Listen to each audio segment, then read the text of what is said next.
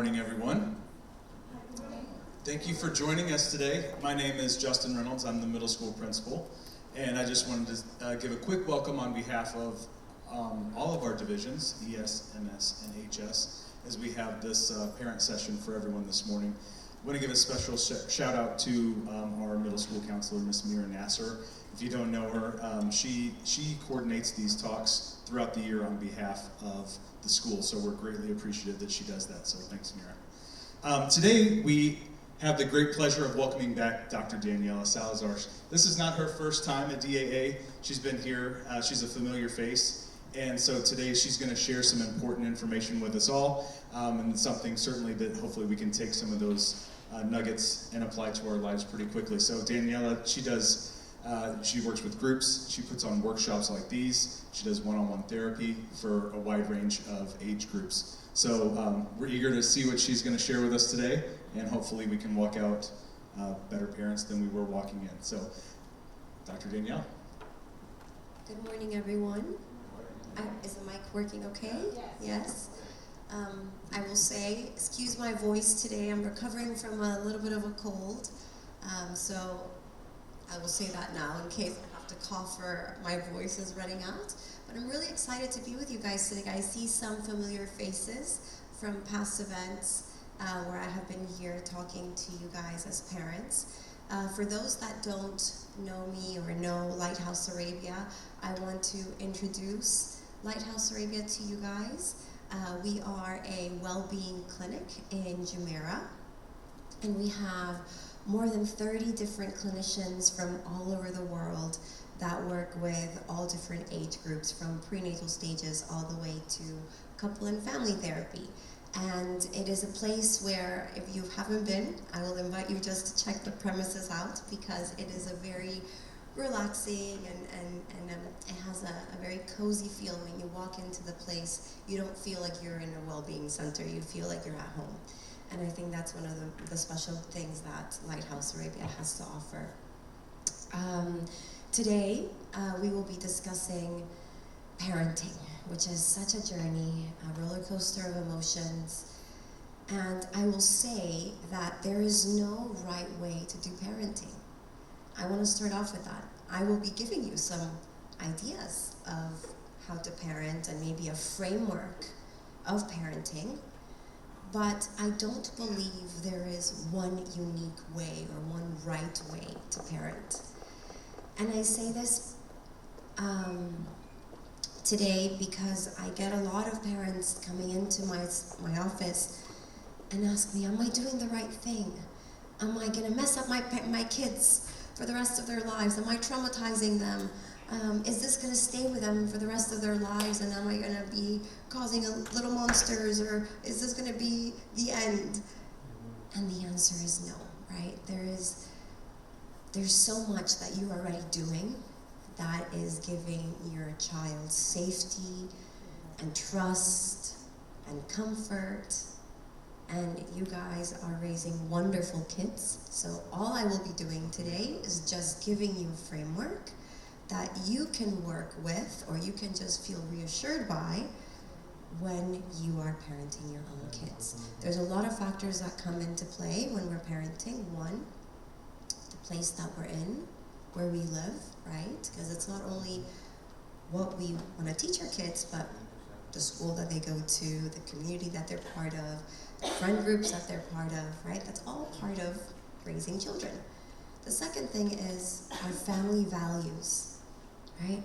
What are the family values we are living by? And as I will begin our presentation today, I want you to reflect on your personal values and how you are actioning those values. I think those are two separate things. We may have our values very clear, but we may not be acting on our values as often. And you know this more than anyone as parents, but kids do not do as they're told, they do as they see, right? So we can tell them our values, but unless we are enacting our values, they will not actually learn them or do them, okay? So that's another thing I want to say about parenting, that it has to do with our value system that we're enacting. And I think the last thing I want to say before I get into the topic is it has to do with your self-care. It is a tiring job to parent. It is a never-ending job to parent. You are doing it 24 hours a day, alongside your work, alongside your other relationships that you are managing. You are doing it alongside your health, alongside political instability, alongside current events. So there's a lot of simultaneous things happening when we're parenting that also get in the way of parenting in the way that you would like. So your self-care is going to be actually really important. And interestingly enough, that's the first thing we give up, right? We're like, I don't have time for that. What is self-care? Are you telling me to go get a massage? Are you telling me I need to go get my nails done, or I need to go on a run? I don't have time for that. I have more important things, more pressing things. You know, my kids need me, my husband needs me, my work needs me. And when we start just prioritizing from that mindset, then our cup is always going to feel quite empty. And then we're not going to be able to pour our best self from that empty cup, right? Do you guys agree that sometimes when you're running low, we don't show up in the best way? Yeah. And then of course, I'm guessing when I ask you guys, who are the most important people in your life? I'm gonna take a wild guess here, but most of you will say, our kids, my husband, my wife, my parents, right? These are the most important relationships, yet challenging relationships. Not always happy relationships, right? They bring a lot of joy, and they bring a lot of stress and anxiety and anger and frustration and the worst side of us sometimes. But it doesn't mean we don't care for them and we don't love them and we don't consider them important. And so that's also something I want to keep in mind. It's not about having a happy relationship with our child all the time. It's about having a meaningful relationship with our child. One that has a sense of purpose and meaning, because that's really what happiness is all about, right? A sense of purpose and meaning and fulfillment, not feeling good, not pain-free, not happy all the time, okay? So, we are going to get started with the content. I'm going to stay here just because I have some notes that I want to make sure I'm not forgetting as I am going through today's presentation. So I want to debunk some myths here on positive parenting, yeah? And I say this because sometimes we get this idea that positive parenting means not getting angry at your child, not putting boundaries.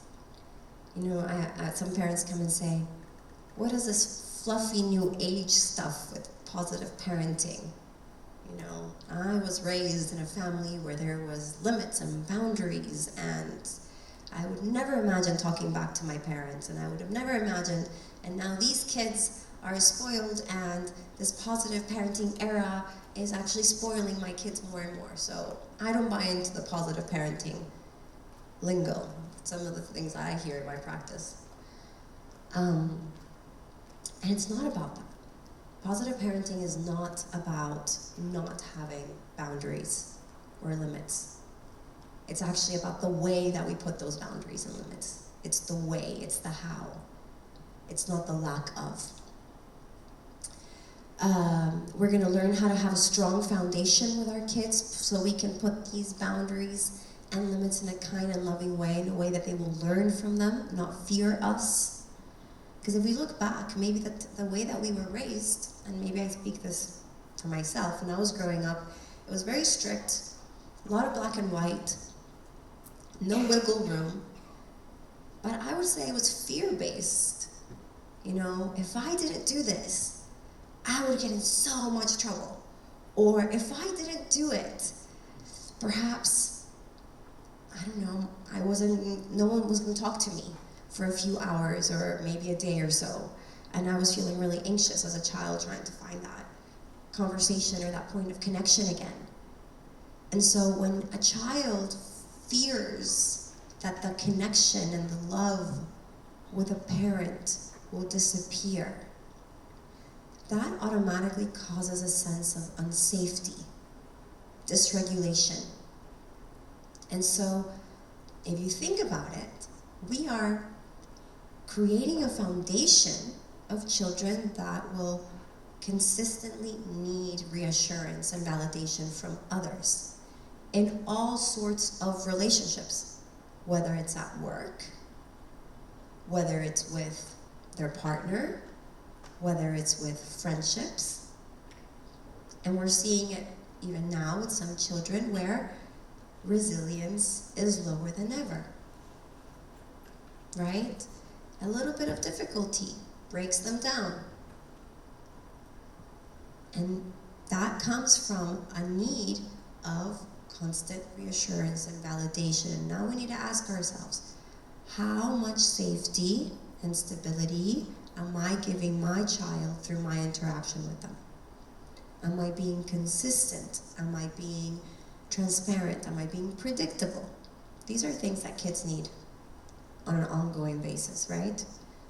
I know that when I was growing up, I didn't have this, and so I had to work through all of that growing up and understand where are these uncomfortable feelings coming from, and how am I going to deal with them now in adulthood?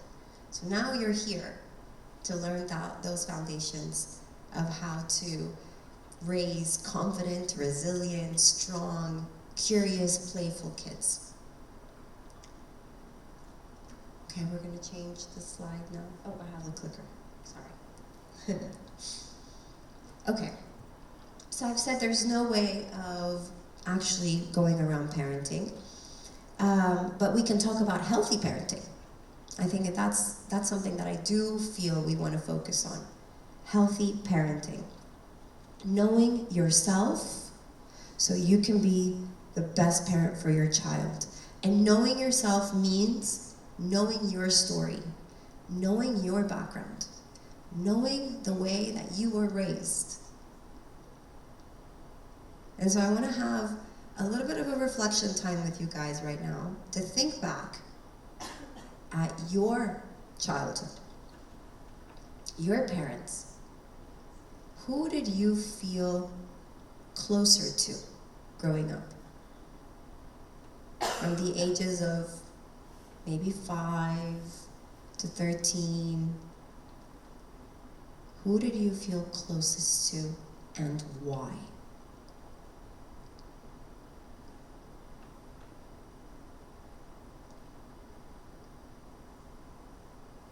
Does anyone want to share? What made that relationship when you were a child feel safe with a parent or both parents? What do we think?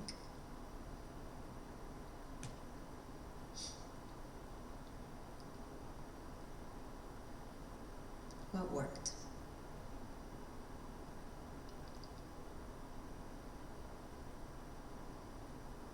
I'll share. I'd say my mom first, and I'd say the reasons were she was more forgiving. She demonstrated her emotions or her love more than my father did. Wow. And she was guiding, more of a guiding type of parent than do this, do that, figure it out on your own, kind of showing me the way to figure things out on my own without giving me the answer, without making me more resilient, a better problem solver, and things like that. Wow, that's so powerful. So I hear several things there. I hear trust that you will figure it out. In your own time, I trust you. Wow, that's so powerful, guys. Forgiveness. Make all the mistakes you want. I love you. You're learning. It's okay to make mistakes. Your behavior is very separate from your character. You're a great girl. You've got this. You can make all the mistakes, and I love you and will love you, no matter what. And a guide. I'm not going to do it with you. I'm coaching you. I might guide you, but you're going to figure this on your own. It's your process, not mine. Amazing. Thank you. Someone else raise their hands? In the back. I'd say my mum as well. She was around while Dad was always at work. So she was always there. She was the one who was kind of like at school. She was the one who would take me to school. Just being around. So your mom was more around, and I also hear it's those special moments. You said she took me to school. So that's also really, really important. Those little moments. It's not perhaps quantity necessarily as that quality. And maybe there was something about those school rides that you remember as fun. Sometimes I hear children come into my practice and they're like, I love my school rides because I get to be DJ in the car, and it's great because my mom and my dad sing along with me, and that's what sticks with them. Right? And then maybe I ask the parent, what was special about today? And then the parent may say something completely different. Like, I got my cuddles that night, but the child was not thinking about the cuddles. The child was thinking about the ride where they got the freedom to choose the music, and they were feeling playful with mom and the dad, and they were singing along in the car ride. So that's just the reflection that we want to make. What made our childhood so special and safe, and what parent did we feel more closer to, more connected to, and why? What was it? So we can think back about our experience as parents with our kids. So this is where we talk about healthy parenting and conscious parenting. We're getting to know your child, noticing them rather than changing them. And you may have 3. How many of you, raise your hand if you have 1 child? Several of you. 2? 3? 3? No? No 3? 1. Okay. 4? 5? Okay, I'll stop there.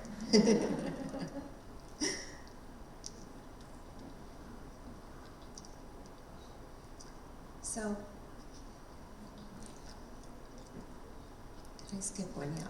So there's a book, and for those that know me or don't know me, I love recommending books. And one book that I will recommend today is Sailing the Seven Seas by Nicola Canal. And this book talks about the 2 hands that are constantly in tension for parents. And it's the hand of correction and the hand of connection, right? And they seem opposite of each other. And so we're always holding this tension between how much should I correct, but how much should I connect? Am I hurting their attachment style? Are they gonna forgive me for being tough? Am I forgetting the nurture and the love? Right? There's this dilemma that we are constantly holding. And it's not about necessarily having to choose one hand or the other. It's more about noticing that the context will require either connection or correction, and there's going to be times where there might be more correction and times where there'll be more connection, and that's going to be okay. And you're a parent and you're learning, and you also have big emotions, and sometimes your emotions run big, and sometimes we may correct more than we need to, and what we need to come back to is repair. Repair. Sounds easy, but when you come from a family that has never repaired, it's so hard. Breaking those cycles from our parents, our grandparents, our society where parents don't make mistakes, and we have to then come down to our child and apologize and let them see the human in you that makes a mistake, not comfortable at all. Especially when we believe that our kids cannot question us. And we come at it from a hierarchical position, because we were probably raised in an environment like that, I was, where we couldn't question parents. My mom gets to yell at me because she is my mom. My dad gets to do whatever because it's my dad. And then there was no questioning. And you're only left with all of these uncomfortable emotions as a child that you don't know how to process or regulate. And when you show them, you get told off, or you get criticized, or you get called sensitive or overdramatic, right? And so this is the question comes back to us as parents is, there's going to be a time where you will be correcting and times where you'll be connecting. And if you feel you've went overboard with a correction, we have to go back to repair. Every conflict, every relationship will have conflict, but what will make a relationship stronger will always be the repair. So this is an invitation to always, always, always focus on repair. Not focus on not making mistakes. You will make mistakes. Give yourself a break. You guys have a lot on your plate. Own the fact that you'll make many mistakes. It's okay. Focus on repair. That's your chance to rebuild that connection. And I'm also assuming that in your marriage, for those that are married and have a partner and a spouse in raising your kids, one of you may have a stronger correction side, and the other may have a stronger connection side, right? And sometimes we feel, man, I wish I had more of the correction side than my partner does. Or sometimes I want to have more of the connection side that my partner has. Guys, let's drop that battle. It doesn't matter. It's okay. You guys are a team. You're raising a child. So if your hand is going to be the correction and the other parent's hand is going to be the connection, okay? Both hands are raising a beautiful child. Give yourself that break as well. Sometimes we put a lot of pressure that we always need to have a balance. You know, this idea of, I need to have a work-life balance, I need to have a balance with my self-care, I need to have equal time at home with my kids, and everything is about balance. And the more we try to find balance, the more imbalanced life is, and the more stressed and the more unhappy we are. So I think this is also an invitation to come to the realization that you're balancing life. That balancing life is the way to go, not finding a balance. Because that balance will only be momentarily. Just like happiness is only a feeling, that's a fleeting feeling that comes and goes, and that's okay. So finding out that balancing life is going to be your journey, then we're going to feel okay when there's going to be moments where you won't have those two hands aligned with each other and in the same amount of connection and correction. Does that resonate with you guys as well? Yeah. How many of you have multiple caregivers for your children? And when I say multiple caregivers, I'm talking about perhaps family that lives in the UAE that helps take care of your kids, maybe help at home that's also a caretaker and a role model for your kids. Raise your hand if you have other caretakers. Good. These caretakers are also important to have conversations with, to teach them a little bit of what we're talking about today, right? Especially if they're family members that perhaps didn't have mental health awareness, that didn't know, why would they know, right? We're all learning. Or if we have help in the UAE, it's also important for them to be aligned with you, to understand your family values, to understand this connection, need, and correction, and the concept of healthy parenting rather than only positive parenting, right? So my invitation also, guys, whenever we have talks like this, invite your caretakers to come. I think that's a good idea. This is an open space for everyone to learn a little bit more about how to take care and how to parent our children. So let's go into the different types of parenting styles. I'm sure you've heard of these three. The first one is the authoritarian.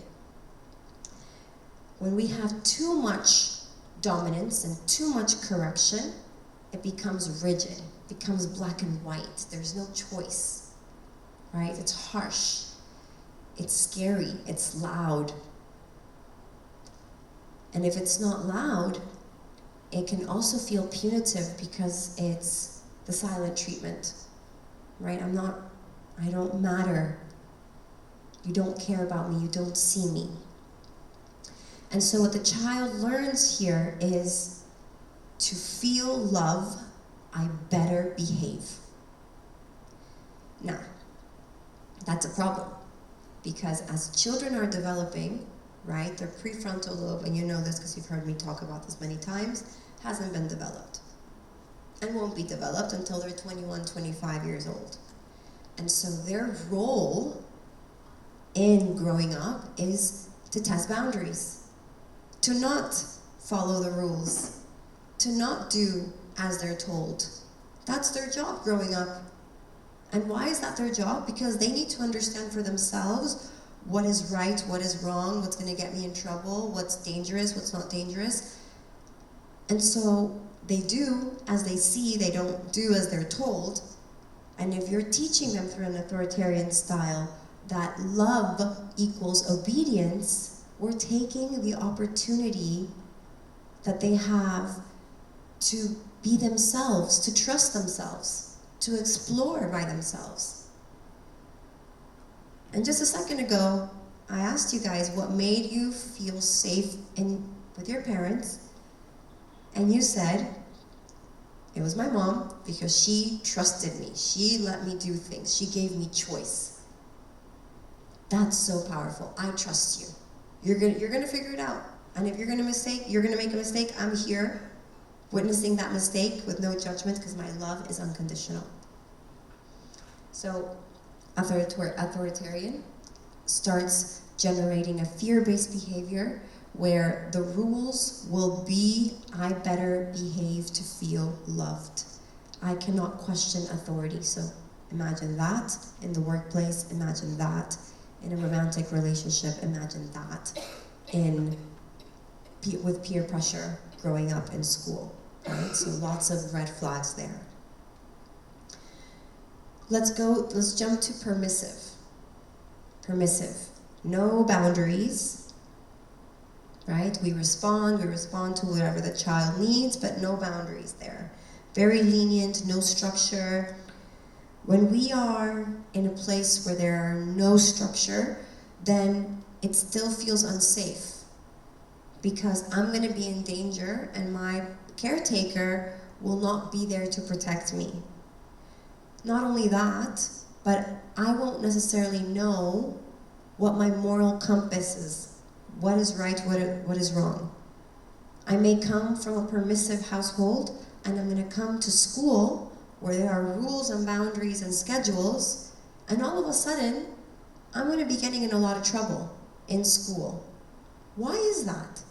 I don't get in trouble at home, so I'm gonna be defiant to rules. I'm gonna be defiant to doing what I'm told, and that can cause difficulties fitting in a group setting, difficulty fitting in a community where there's going to be rules, and not only that, I'm going to start feeling unsafe and inadequate without that structure.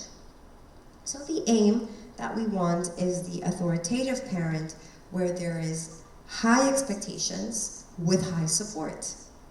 And I will tell you that these are the expectations, these are the rules, but I will guide you to meet these rules and expectations. I will be with you and set you up for success, not for failure. I'm going to give you options. I'm going to give you chances to learn. I'm going to model that behavior with you. And we're going to talk about what it means to have rules in the household. I would love all of us to take a picture of this slide, actually. This is a parenting slide, parenting pyramid slide, where we're going to be talking about 5 levels of parenting, what we need to be doing, what are the basis of healthy parenting, and what are going to be the benefits for our child. So the first level, basic level, is going to be actually not a lot of talking. Actually, we're going to be doing a lot of nonverbal cues here. It's going to be empathy, attention, problem solving, but there's going to be a lot of sensory stimulation there. Hugging, high-fiving, eye contact, going down to the child's level, right? Presence. That is huge. That's the basis of actually getting the child to connect with you, right? When things are not going well with our children, we need to start with connection, and only then will you build that trust for them to start following rules and that confidence to know that the rules are set for them to succeed and not for them to fail, right? So let's go to level 2, where we're going to be using now praising, coaching, reward, celebration. Why is this useful? Well, this is going to help the child become more socially adequate. It's going to be developing your child's thinking critical skills, which are developing in their prefrontal cortex. They're going to feel more motivated to behave well. Why am I going to behave if I don't see any point of behaving, right? I want to know that when I'm behaving, I get something from you, right? I get a good job, I get a smile, I get a cuddle, I get a little bit of a party at home, I get something, right? I get a sticker, you know, what is it that it's going to be making me want to behave positively at home? Level 3, and this is hard sometimes, consistency, following through, clear limits, household rules. Again, this will be dependent on the amount of self-care you engage in. Your consistency is everything. And it's so hard. Because when we're tired, we cave. Because when we are exhausted, we may change the rules all of a sudden. Because maybe we forget. And we forget the promises that we've made our children. And then they do something and we don't follow through. And then that stays with them. And they start believing that adults, our caretakers, are not reliable. That's painful as a child to feel that, right? Not reliable. So why do we want to be more consistent? Because we want to increase responsibility. We want to increase obedience, of course, but also predictability to bring that sense of safety. Now, 4th level, and we're going to talk about when ignoring is okay. Yes, we can ignore. No, you're not going to traumatize your child if you ignore them once in a while, okay? We will be discussing when and how it is okay to ignore the behavior. And this is going to be only in the case of minor but annoying behavior, MBA. Okay, this is what I call them, MBA. Minor but annoying behavior, when they are nagging, when they're asking for the same thing 100 times. This is when I will say to you, it is okay to ignore the behavior. You're not ignoring the child, and I'll tell you how, but you will ignore the behavior. And then lastly, the last part of parenting is consequence giving. And this, the only benefit that it has for a child is just to reduce the amount of tantrums and aggression that you'll see at home. So you see in this pyramid that consequences are the least important part of your parenting journey. That is not what we're going to give most importance to. So when I have parents ask me in my office, Daniela, let's go over the consequences and what happens if they don't listen, and let's go through all the list of consequences that I am allowed to give my child, and what do you think about this? Is this too harsh? Should I be more lenient? You know, we stop the conversation there and we take it somewhere else, because if we're only focused on consequence giving, we're missing the point. A child will not learn with just consequences.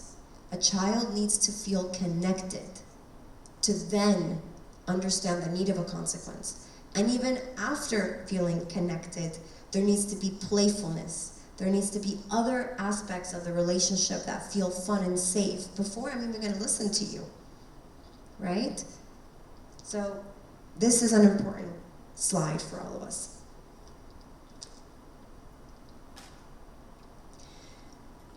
I'm not going to spend too much time on this one. You know the importance of play and connect. I've said it already.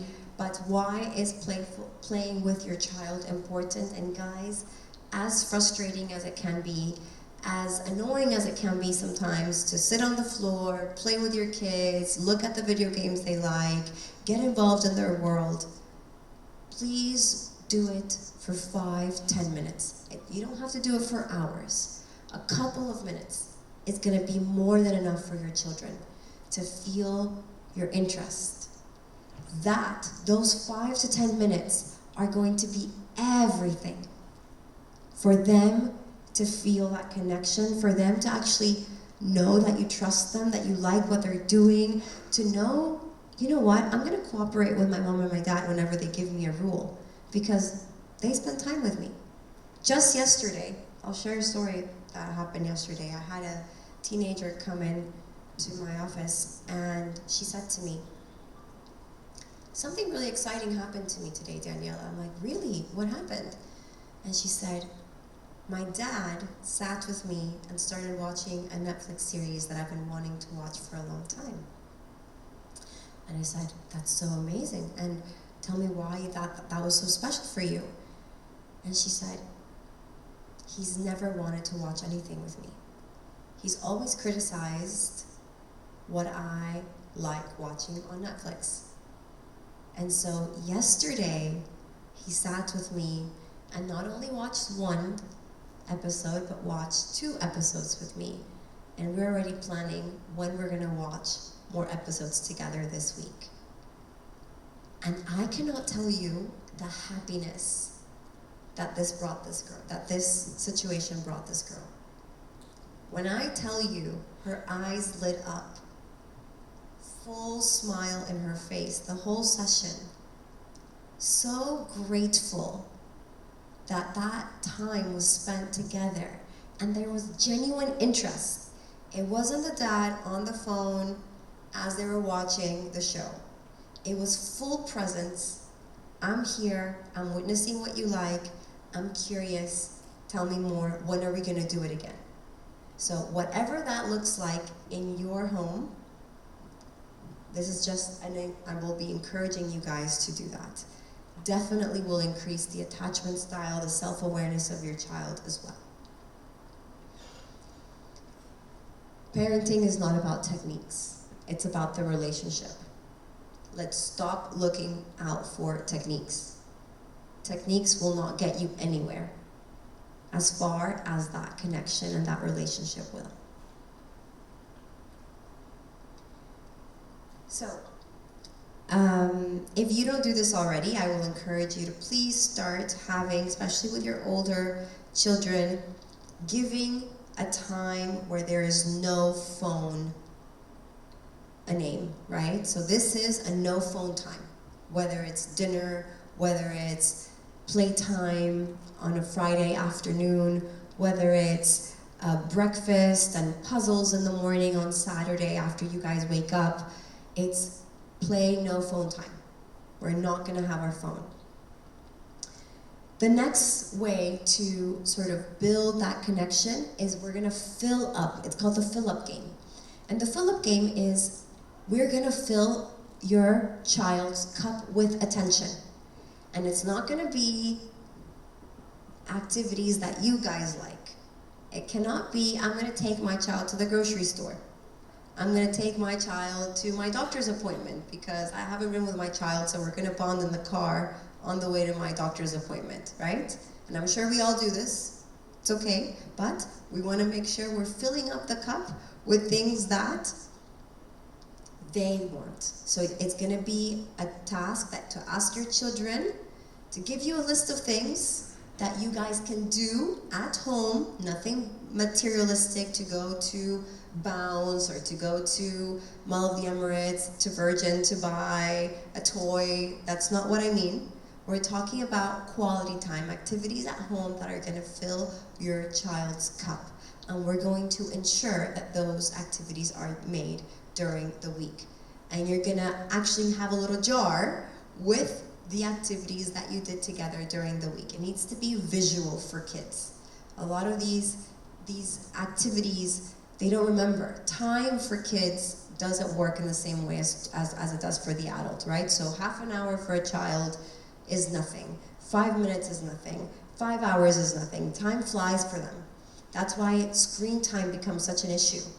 You know, when you say you have 5 minutes for screen time, they think it's 1 second. Or if you say 1 hour, they think it's 5 minutes. So we want to make sure that we are labeling that filling up time and writing and putting it somewhere in a jar where we are noticing that we are doing these activities together during the week. A great resource, another book that I'm going to recommend, you can write it down. It's called Good Inside. If you haven't read this book, this is by Dr. Becky Kennedy. She's an amazing child and adolescent psychologist. She has a great Instagram channel, a great webpage with workshops on how to deal with many different scenarios. She gives you scripts on what to say to children. I highly recommend her material when you're talking and when you want to learn more about connection strategies with your kids. Let's look at this Harvard study from 2019. This one really surprised me.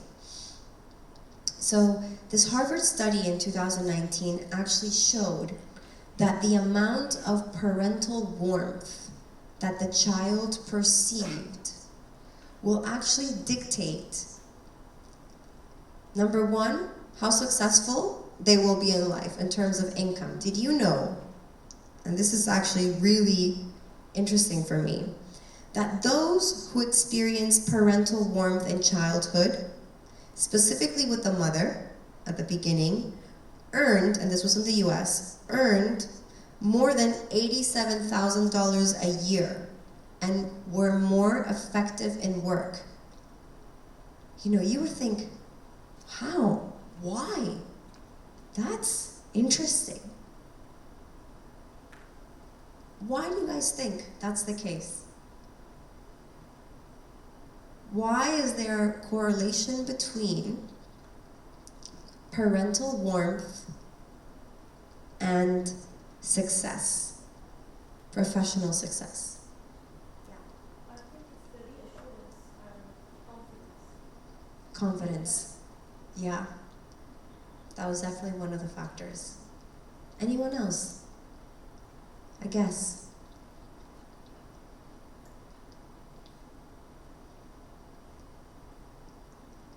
It was the confidence. It was the problem-solving skills that they developed. It was the resilience. Right?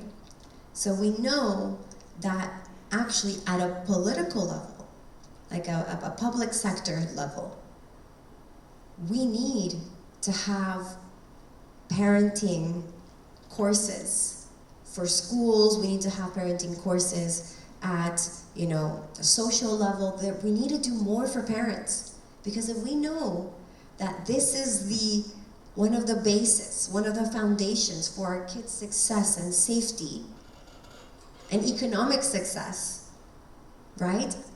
We need to then focus on how we can develop more of these programs. We know that higher parental warmth creates 18% less likely to have depression, 22% less to engage in substance use, 17% less to engage in other hard substances. Wow. And we know when we look at addictions, addictions come from not being able to cope with really uncomfortable emotions. And we want to escape, to numb away those emotions, right? Our knee-jerk reaction is we want everything that feels uncomfortable to go away. And the more we want that to go away, we know it grows into something bigger and bigger and bigger and bigger. So if we teach our kids resilience, if we teach them confidence, if we teach them problem-solving skills, if we teach them that pain is part of life, because it will be, then we can definitely reduce the chances of them engaging in these illicit substances and risks.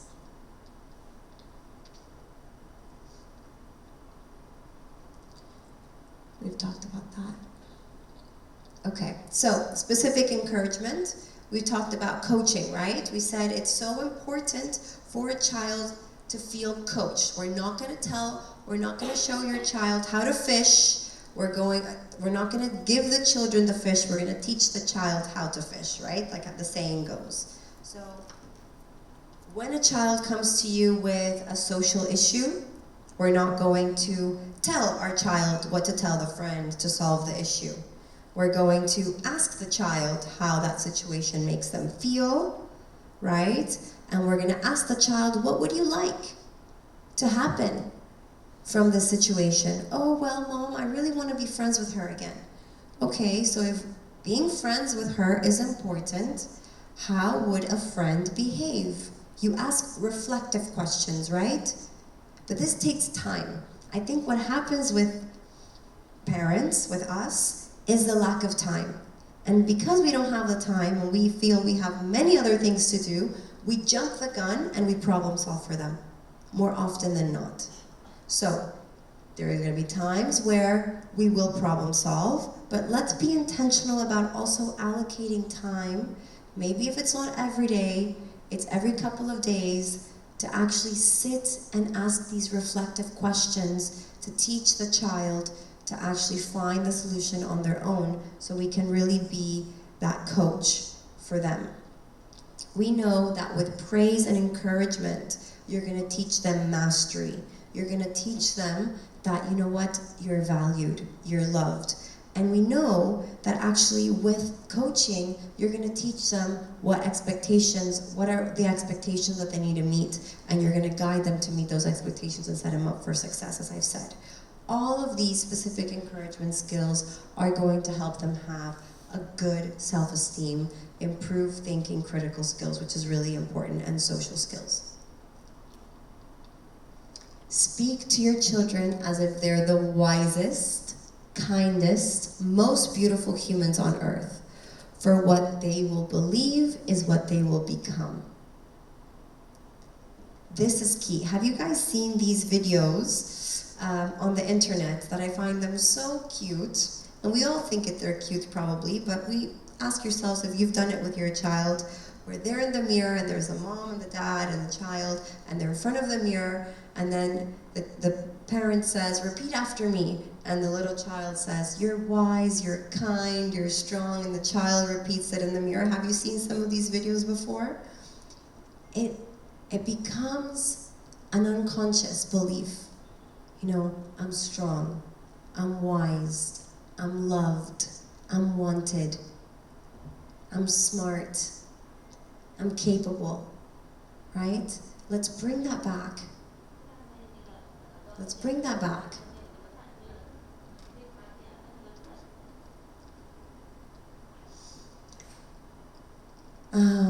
We've talked about limits a little bit. Okay, so I will give you some tips here on how to put these boundaries, because, you know, we all know they're important, but man, are they hard to put. First tip: have a conversation of what the boundaries will be and give visual cues of the boundaries. Have a written agreement somewhere. This cannot be, Mom, you never said this. Mom, I don't remember this rule being this. Mom, I think you changed the rules last minute. And it goes into a huge battle of what was said 5 weeks ago. Write the rules down. Less is more. Have key rules. Don't have 20 rules, have 5 rules. Start small, but concise, okay? When we say behave, behave means many things. So we want to be very specific. What does behave mean? What is the behavior that we're trying to change? Be as specific as you can. And write it down and have it as a reference. That's number 1. Number 2, include them in this decision making when you're making up the rules. And explain to them why those rules will be important in the household. Make sure that you're checking in these rules every day. Did we follow the rules today? Let's look at the rules. What do you think? Let them do the self-assessment of the rules.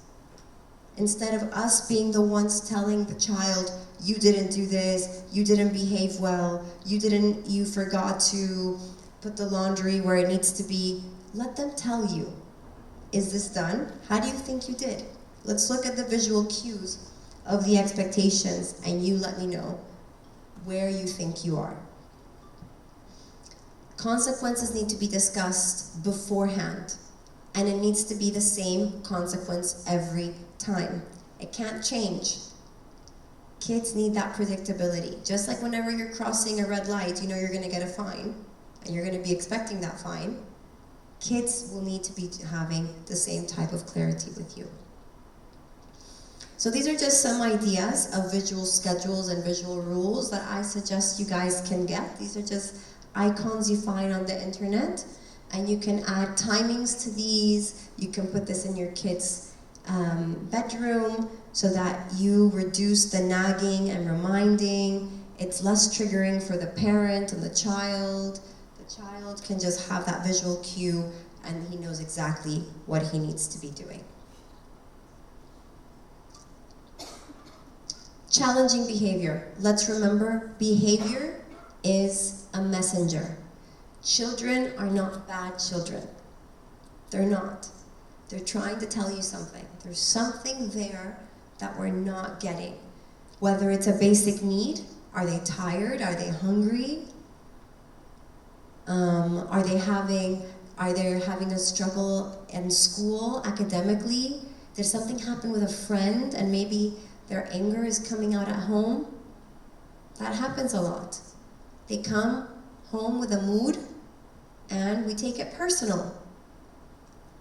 You know, as a parent who is running around for the child, a child coming home and giving you a bad look or talking back doesn't feel right. But we take it personal. But it's not about you. It's about something else. What has happened to that child during that day? What time of the year is it? Is it exam season? Is it that they have a match? Is it that they have a test the next day? Is it that they're sick, that they're hungry? We need to find out first, what are maybe the odds? What is the context? So when I say try some ABCs, my suggestion is, notice what happened before the behavior. What was going on? What is the behavior? That's the B. How is the behavior showing up? And what happened right after? What did you do as a parent? And what did the child do? What are the child's tendencies when he or she gets upset? Do they lock themselves in the room? Do they eat? Do they throw a tantrum? Do they sleep? Do they fight with their siblings more? What is it that you notice? You have to do a little bit of the detective work to find out what the actual cause of that behavior is. We first have to understand where the behavior is coming from before we can actually intervene in the behavior. So there's a lot of factors that intervene. Number one, the immediate environment, peers, teachers, families. Indirect environment, school, sports, right, community. And of course we have a larger context, which is our political environment, the region's environment, time of the year. Is it summer? Is it Ramadan? I know from the children that I see, guys, recently, it's been a choppy semester. It's been the floods have happened, Ramadan, Eid break. Do you feel it? Like it just feels choppier than it usually would. And kids are checked out. Summer's gonna be we are in May, summer's gonna be in a month and a half. And so the weather is getting hotter. So we have to look at these also context clues that are gonna tell us, okay, I can't just jump and try to get rid of the behavior. I need to see where and when the behavior is showing up. We've talked about ignoring only when it's minor annoying behavior, okay? We can definitely ignore the behavior, not the child. We have different ways of connecting again with the two hands, the correction and the connection. So the first one is we're going to connect with feelings. How are you feeling? Tell me about what happened. You might give them cuddles, you might give them high fives, you might spend time with them. That's your connection side, okay? But you can also do some connecting and redirecting with the other side, which is the left side, which is the correction. And the correction can be done in a loving way. I'm going to explain to you the rules, the reasoning why these rules are there. I'm going to walk you through what needs to happen from step 1 to step 2 to step 3 on how you're going to be successful in achieving these expectations, right? So you have different ways of connecting and redirecting and then moving on, okay? So having that toss and turn between connection and correction. Challenging behavior. When to use time out, guys. When to use loss of privileges. I would be very careful with this. First of all, punishment is never the key unless, again, the connection's made. If you are all about punishment, the child will be immune to punishment. And they will just say, give me the punishment because that's all I get. I am the bad child who always gets punished, so there is no learning happening when there's only punishment or timeout. So we have to be very careful on how we give these consequences. We have to understand, why am I taking that privilege away? For how long? Is this a natural and logical consequence to that behavior? That's important. What has the child done? If the child has talked back to me, I'm going to use another example. If the child spilled milk in the table, would it be logical for me to take the iPad away for 5 days because the child spilled milk on the table? Maybe not, right? They're not related. One action is not related to the other, right? So it needs to be logical. It needs to happen as a result of the child's behavior, okay? So you spilled the water or the milk on the table. What is the logical consequence? We need to clean that milk up, right? Taking the iPad away has absolutely no relationship. That's one way. Another natural consequence, this is logical, I explained. Another logical consequence is, you know what? We need to put on your shoes now. Because if you don't put on your shoes, what is the natural consequences of not putting on your shoes on time before going to school? You're going to be late. So now, it's not mom giving the child the consequence of cleaning the milk on the table. Now, there's natural consequences happening, which is you're going to be late. And sometimes, guys, my invitation to parents is, let the child contact natural consequences.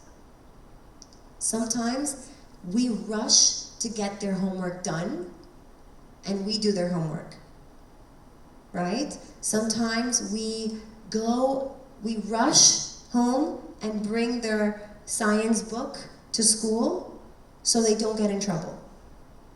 Why? Why are we doing that? What are you teaching? What is the message here? That mom's always going to be available? That someone is always going to have your back and is going to get the book? When are we teaching responsibility? When are we teaching time management? When are we teaching ownership of our behavior? So another message that I want to give you guys is contact as much natural and logical consequences as possible. I'm going to skip this one. And then we're going to talk about the stories that we're telling.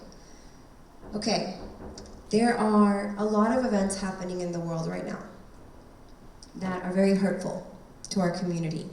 And kids ask questions. They see things in the news, they see things on social media, they hear their peers ask questions, and they will come home with questions.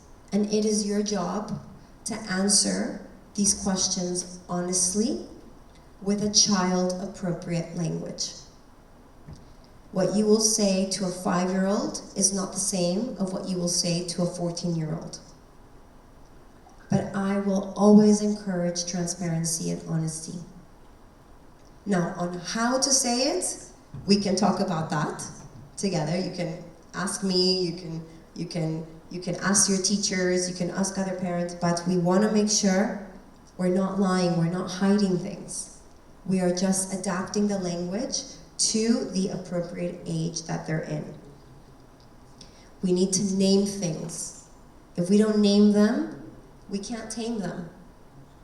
We need to let them know what is actually happening.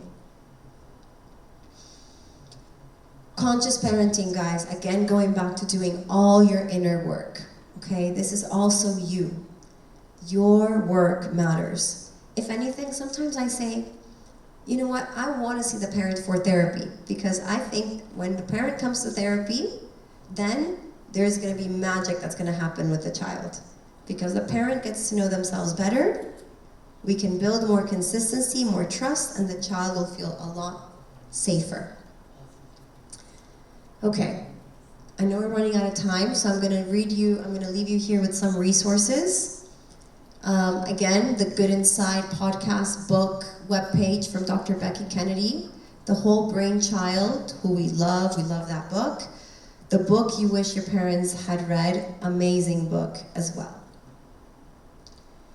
We have a lot of resources that can help build connection, build that emotional intelligence for children. This is one of them. This is a Smart Heart board game. This was developed actually by the founder of Lighthouse and one of our colleagues, Christine Kritzas. We can find it on Amazon, but there's many other games that you can buy on Amazon that are equally as beneficial. This is just one of our suggestions. Feel free to check it out. And of course, we have our different portals of information where we post all of our support groups, all of our tips and tricks that work at home, all of our events, all of our workshops that we give. I do want to say, guys, we have so many different workshops for children at the moment at the Lighthouse.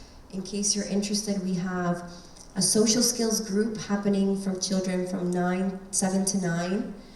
That is going to be happening on a weekly basis. This is a time where children are going to learn how to relate to others, problem solve, build that self-awareness skills that they will need to learn for their development to be healthy. So the socials group is happening.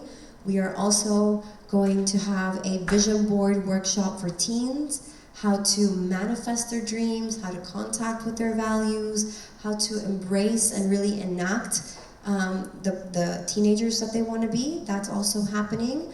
We are going to be developing a procrastination group for teens. We know procrastination is huge for teenagers, so we will be having that next academic year. And so please just keep up with all of our initiatives and workshops that we will be offering at Lighthouse. We know that They will be quite useful and beneficial for your teens and your children. And I guess I just want to say thank you. Thank you for showing up this morning. Thank you for being here, for listening. Excuse my voice that's just coming out of a cold. I am more than happy to help you guys, guide you in whatever way I can. We have an amazing colleague that came to shadow this talk. Her name is Louise. Louise, if you can raise your hand. She also works with teenagers and children. So we are very happy to welcome you guys to Lighthouse.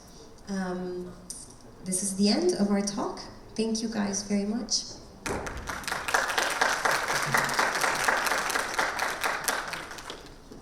Thank you, Dr. Daniela, and thank you for everyone for joining us today. If you haven't stopped and got any coffee or tea out in the lobby, please feel free to do so. And we hope to have more of these sessions. This is our last one for this year, but certainly we'll look forward to some more next year. And thank you.